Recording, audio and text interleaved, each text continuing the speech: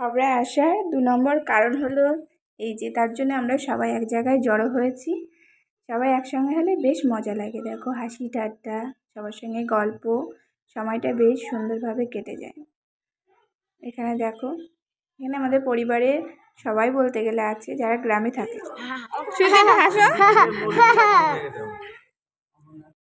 এটা হলো তনয়ের জন্মদিন ছিল, মানে আমার একটা ননদের ছেলের জন্মদিন, সেই উপলক্ষে আমরা এখানে সবাই এসেছি।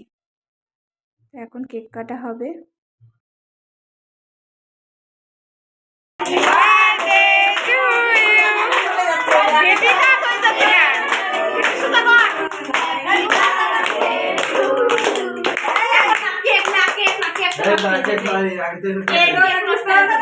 আর 3 নম্বর কারণটা ছিল আমাদের ওর ব্যাংকে একটা বই ছিল, সেটা একটু কাজ ছিল, ব্যাস। তো আমার ভিডিওটা তোমাদের কেমন লাগলো অবশ্যই তোমরা কমেন্ট করে জানিও। সবাই ভালো থেকো, সুস্থ থেকো, দেখা হবে আবার একটা নতুন ভিডিওর সঙ্গে। সবাইকে টাটা।